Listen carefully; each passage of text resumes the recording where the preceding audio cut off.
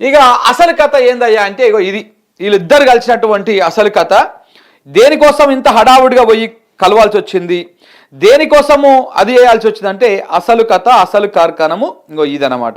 ఏంటిది అయ్యా ఇది అంటే ప్రధానమంత్రి ముఖ్యమంత్రి కలిసి నిన్న మాట్లాడుకున్నటువంటి ప్రధానమైనటువంటి విషయము బీఆర్ఎస్ను ఫినిష్ చేద్దాం, బీఆర్ఎస్ను ఫినిష్ చేద్దాం. ఇక కూర్చొని గంటన్నర సేపు మాట్లాడుకున్నారు. ఏం మాట్లాడుకున్నారు? ఇదే ఎట్లా బీఆర్ఎస్ని ఖతం చేయాలి, ఏ రకంగా ఖతం చేయాలి. వాళ్ళు విలీనం చేయమంటే చేస్తలేరు. నేను చాలా రకాలుగా ప్రెజర్ పెట్టిన, కవితను జైల్లో పెట్టిన, ఇప్పుడు రకరకాల కేసులను ఇరికిద్దామని ప్రయత్నం చేసినాం, అయినా వాళ్ళు విలీనం చేస్తలేరు. ఇప్పుడు ఏం చేయాలి, ఇక నువ్వు చెయ్యి అని చెప్పేసి ఇక మొదలు పెట్టాను. అందుకే ఇగో ఈ రకంగా చేసిరు. ఇప్పుడు ఇందులో కూడా మీరు చిట్చాట్లో కూడా ఈ చిట్చాట్లో కూడా రేవంత్ రెడ్డి ఫస్ట్ మీటింగ్ అయినప్పుడేమో ఈ మీటింగ్లో ఈయన కొన్ని ప్రపోజల్స్ అడిగిన తర్వాత ఇది వచ్చింది కథ. వచ్చిన తర్వాత ఇదంతా నడిచింది. నువ్వేం చేస్తావో చెయ్యి, ఆ పార్టీని మాత్రం క్లోజ్ చేయాల్సిందే, నువ్వు చాలా మాకు అవకాశం ఇయ్యి. ఏది సిబిఐకి నువ్వు ఎంట్రీ ఇవ్వు, రాష్ట్రంలోకి సిబిఐకి ఎంట్రీ లేదు ఇప్పటి రాష్ట్రంలో, నువ్వు ఎంట్రీ ఇవ్వు, ఏదో ఒక కేసులో ఎంట్రీ ఇవ్వు, ఇక మిగతాదంతా మేము చూసుకుంటాము, మేము తిప్పేస్తాం, చక్రం మేము తిప్పేస్తాము, మేము ఎట్లెట్లా ఆడియాలనో అట్లా ఆడిస్తాము, ఏదో ఒక రకంగా కేసులలో పెడతాము. నువ్వు నీ సంవత్సరాల కాలం పాటు 1.5 years అవుతుంది నువ్వు ముఖ్యమంత్రి అయ్యి, 1.5 years అవుతుంది నువ్వు ముఖ్యమంత్రి అయ్యి, ఈ 1.5 yearలో నువ్వు ఏం చేయలేకపోయినావు, ఒక్క కేసు కూడా బలంగా నిలబడలేకపోయినావు. నువ్వు సిబిఐకి ఎంట్రీ ఇవ్వు, సిబిఐకి నువ్వు ఎంట్రీ ఇవ్వు, నేను చూసుకుంటా సినిమాకి ఎట్టట నడిపేయాలో, నేను అమిత్ షా ఇద్దరం కలిసి కూర్చొని ఆడ ఎట్టట రాజకీయం నడిపేయాలో అట్లా నడిపిస్తామని చెప్పేసి ఇది మాట్లాడుకున్నారు. ఇది అయిపోయిన తర్వాత ఇక బయటకు వచ్చినాక ఇగో చిట్చాట్లో ఏం మాట్లాడారో చూడండి ఒకసారి. ఇగో త్వరలో తెరపైకి మళ్ళీ డ్రగ్స్ కేసు, మీడియా చిట్చాట్లో లీక్ ఇచ్చిన సీఎం రేవంత్. అక్కడ మోడీతోని మాట్లాడుకొని, మోడీ ఈయన కలిసి మాట్లాడుకొని ఈ వ్యవహారం అంతా ఎట్టెట్టా ఫినిష్ చేద్దాం, ఏ రకంగా ఫినిష్ చేద్దాం అని చర్చించుకొని బయటకు వచ్చినాక రేవంత్ రెడ్డి ఫేస్లో మీరు ఒకసారి నిన్నటి ఫోటోలు కూడా చూడండి, ఎంత జోష్లో ఉన్నాడు అంటే మోడీతోని ఫోటో దిగే క్రమం లోపల అబ్బా అసలు ఇక వదిలిపెడితే అతుక్కొని వదిలిపెట్టనంత హగ్ చేసుకొని బిగ్గరగా వదిలిపెట్టనంత హగ్ చేసుకునేటువంటి పరిస్థితి కనబడతా ఉన్నది. సో అంత జోషు, అంత ఆనందము ఫేస్లో కనపడిపోతున్నది మోడీతోటి భేటీ తర్వాత రేవంత్ రెడ్డికి.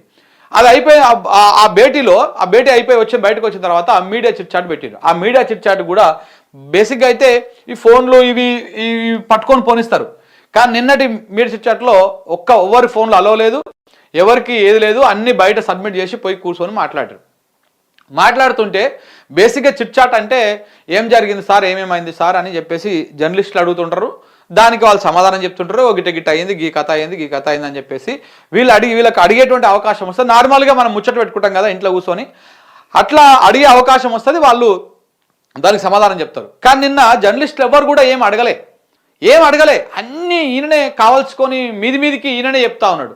ఏం సంగతి ఎవరేం అడుగుతలేరు, మీకేం డౌట్ వస్తలేదు అన్నయ్య, గా కాళేశ్వరం కంప్లైంట్ ఇచ్చినా చచ్చిపోయిండు, ఆ కేసు వాదిస్తానే చచ్చిపోయిండు, ఇలా కేదార్ అంటే ఆయన చనిపోయిండు దుబాయ్లో, ఈ అన్నిటితో లింకులు ఉన్నాయి, మీకేం డౌట్ వస్తలేదా, ఇది కేటీఆర్తో లింక్ ఉన్నది, ఓ మాజీ ఎమ్మెల్యే పాత్ర ఉన్నది, మీకేం డౌట్లు వస్తలేవా అని చెప్పేసి ఈ రకంగా లీకులు ఇచ్చుకుంటూ వస్తూ ఉన్నాడు. దాంతోపాటు కిషన్ రెడ్డి గురించి కొంత గట్టిగా మాట్లాడిండు, కిషన్ రెడ్డిని బాగా స్ట్రెస్ చేసి మాట్లాడిండు. బండి సంజయ్ మీద ఏమనలే, అరవింద్ మీద ఏమనలే, మిగతా బీజేపీ నాయకులను ఏమనలే, రాష్ట్ర బీజేపీ నాయకులను ఎవరిని ఏమనలే, ఈటలను కూడా ఎవరిని ఏమనలే, కానీ కిషన్ రెడ్డిని బాగా స్ట్రెస్ చేసిండు. కిషన్ రెడ్డిని స్ట్రెస్ ఎందుకు చేసిండు, ఎందుకు ఆయన ఫోకస్ చేసి ఎందుకు టార్గెట్ చేసిండు అంటే కిషన్ రెడ్డి కొంత మెతకతో ఉంటాడు, కిషన్ రెడ్డి సావధానంగా ఉంటాడు కాబట్టి ఆయనను ఫోకస్ చేసిండు. ఇక కిషన్ రెడ్డి ఆయన మీద కొంత అదిగుడు ఉన్నది, ఏంది ఈయన కేసీఆర్కు కొంత దగ్గరగా ఉంటాడు, కొంత అనుకూలంగా ఉంటాడు అన్నటువంటి మాటలు కూడా, ఆ ఆరోపణలు కూడా బయట ఉన్నాయి కాబట్టి కిషన్ రెడ్డిని బాగా ఫోకస్ చేసిండు ఇదే రేవంత్ రెడ్డి.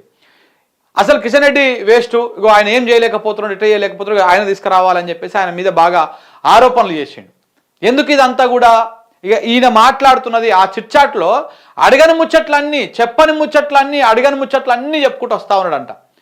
ఎందుకు అంత అత్యుత్సాహము, అసలు ఆయన ఆడికి పోయినటువంటిది ఏంటి, ఫస్ట్ ఎక్కడైనా పోయినప్పుడు మేము ఈ ప్రాజెక్టులను మేము అడిగినాము, ఈ 5వ 6వ ప్రాజెక్టులను అడిగినాము, వీటి గురించి మేము పైసలు అడిగినాము అని చెప్పేసి ఇవన్నీ చెప్పాలి.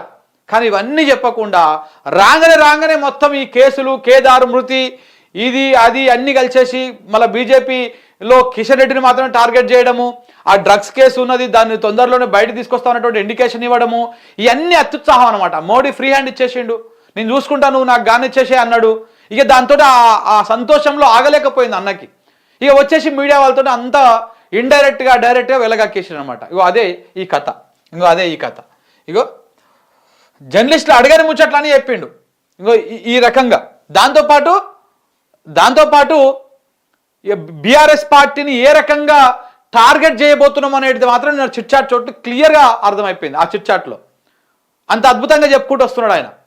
ఇక చూస్తున్నాము, ఇక తొందరలో ఎవరైనా కంప్లైంట్ ఇస్తే ఈ కాళేశ్వరం సంబంధించినటువంటి రాజలింగమూర్తిది, అలాగనే సంజీవరెడ్డిది, ఇంకా మిగతా వాళ్ళది ఎవరైతే ఉన్నదో వాళ్ళందరి దాంట్లో కంప్లైంట్ ఇస్తే మేము దర్యాప్తు చేస్తాము ఇవన్నీ కూడా చేస్తామని అంటే ఇక వీళ్ళే ఇప్పిస్తారు. రేపో మాపో ఆ రాజలింగమూర్తి మీద ఒక కంప్లైంట్, ఇంకో దాని మీద ఒక కంప్లైంట్ ఇచ్చి దాంట్లో సిబిఐ ఎవరు ఎంక్వైరీ చేస్తారు. ఇక దీంతో పాటు రీసెంట్గా ఒక డ్రామాకు తెరలేపారు. ఈ ఫోన్ ట్యాపింగ్ కేసులో బీజేపీ బీఆర్ఎస్ను కాపాడుతా ఉంది అని మొన్న నిజామాబాద్లో సీఎం మాట్లాడిండు. గుర్తుకుందా మీకు? సీఎం మాట్లాడిండు, బీజేపీ బీఆర్ఎస్ ఒక్కటే వాళ్ళని కాపాడుతూ ఉన్నది అని చెప్పేసి. ఆయన మాట్లాడిండో లేదో అది అయిపోలే ప్రెస్ మీట్. వెంటనే కిషన్ రెడ్డి ప్రెస్ మీట్ పెట్టి మీకు దమ్ముంటే మాకు సిబిఐకి అప్పచెప్పుర్రి, మేము ఆ కేసును తీసుకుంటామని ఆయన చెప్తాడు. అంటే ఇది నువ్వు ఇట్లా అనాలే, మేము ఇట్లా స్టార్ట్ చేయాలి దీన్ని. ఇప్పుడు ఫోన్ ట్యాపింగ్ కేసులో రాష్ట్రంలో ఏమి గడ్డి వీకలేకపోయారు. ఇప్పుడు సిబిఐని తీసుకురావాలి వాళ్ళకి. ఎందుకంటే సుప్రీంకోర్టులో, హైకోర్టులో, కింది కోర్టులలో కూడా ఫోన్ ట్యాపింగ్ కేసు తేలిపోయింది. దాంట్లో ఎలాంటి ఆధారాలు పట్టుకోలేకపోయారు. సుప్రీంకోర్టు చేత చీవాట్లు తిని చివరికి అరెస్ట్ చేసినటువంటి వాళ్ళను బెయిల్ ఇవ్వాల్సి వచ్చింది. మొన్న హైకోర్టు కూడా చక్రధర్ గౌడ్ అనేటువంటి వ్యక్తి కేసు పెట్టిన దాని మీద ఆ కేసులో కూడా విచారణ చేసి పోలీసులకు దొబ్బులు పెట్టింది. కేసుని ఆ విచారణని మధ్యంతరంగా ఉత్తర్వులు చేసి ఆపేసింది. దాన్ని అరెస్ట్ అయినటువంటి వాళ్ళందరికీ కూడా బెయిల్ ఇచ్చింది. ఇవన్నీ జరుగుతూ ఉన్నాయి. ఇక ఇట్లాగా రాష్ట్రంతో అయితే లేదు, ఇక్కడ మన చేతిలో లేదు, సిబిఐకి దీన్ని అప్పయ్యప్పాలి.